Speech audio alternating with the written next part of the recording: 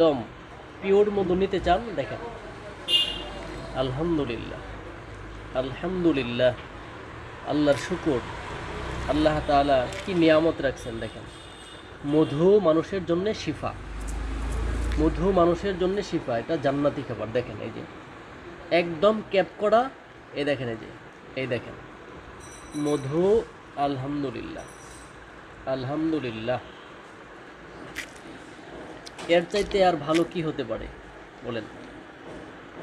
এর চাইতে ভালো কি হতে পারে? আলহামদুলিল্লাহ, এই যে দেখেন একদম কি বলবো আর,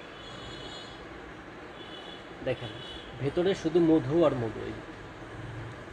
এই যে দেখেন, এই যে, এই যে দেখেন, এই যে দেখেন টিপ দিলে মধু পড়ে, এই যে দেখেন, বুঝছেন? আলহামদুলিল্লাহ,